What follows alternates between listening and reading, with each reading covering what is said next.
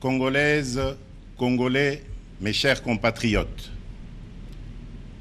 en ce jour du 23 octobre 2020, je m'adresse à vous, souverains primaires, dans un contexte exceptionnel en rapport avec la situation politique que connaît notre pays.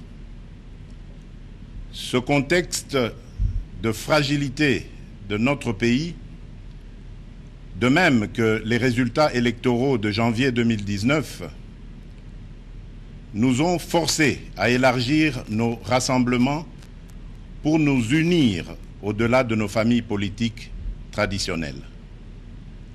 Cet effort de recomposition a touché aussi bien le pouvoir sortant que l'ancienne opposition, ce qui a conduit à une situation inédite où des adversaires farouches d'hier sont devenus des alliés. Nous avions choisi de gérer le pays au sein d'une coalition qui semblait constituer la solution idoine pour sortir le pays de ces différentes crises récurrentes et préserver ainsi les acquis de l'alternance.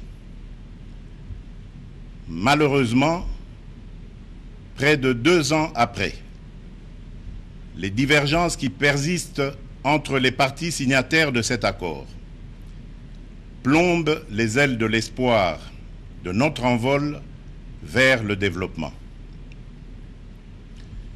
Ces divergences portent notamment sur les questions relatives à la paix et à la sécurité nationale, à la Commission électorale nationale indépendante, à l'organisation des élections, à la gestion du portefeuille de l'État, à la territoriale, à la diplomatie, à l'indépendance de la justice et à l'instauration de l'État de droit qui sont un enjeu majeur pour notre nation.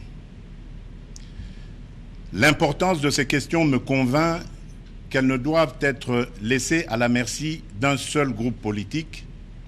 Elles nécessitent un large consensus national. Mes chers compatriotes, la tâche que vous m'avez confiée est immense. Elle comporte dans l'urgence les objectifs ci-après. Rétablir la paix là où elle est compromise et la consolider là où elle existe. Construire la démocratie. Organiser des élections crédibles dans les délais constitutionnels. Renforcer l'état de droit. Bâtir nos infrastructures. Assurer la santé à nos populations, garantir l'éducation de nos enfants, donner une perspective économique à notre jeunesse et promouvoir davantage les droits des femmes. Face à l'ampleur de ces défis, le peuple n'accordera aucun pardon à ceux qui, dans la classe politique, s'évertueront à créer ou à entretenir des entraves au progrès, animés qu'ils sont par une simple stratégie de survie politique ou de positionnement individuel, par la haine tribale, la rancœur ou par la poursuite de la prédation en toute impunité.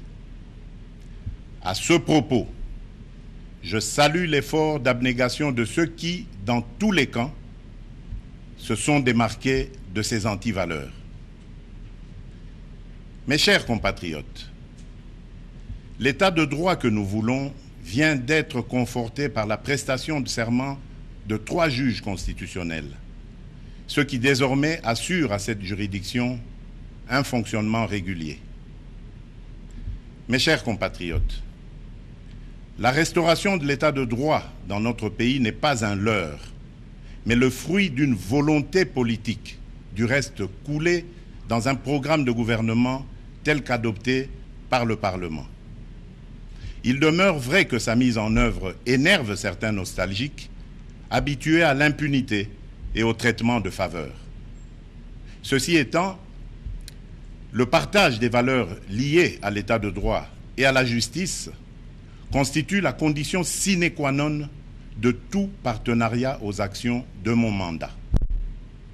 Mes chers compatriotes, chaque année, plus de 2 millions d'enfants congolais naissent et s'ajoutent au nombre déjà important de notre population.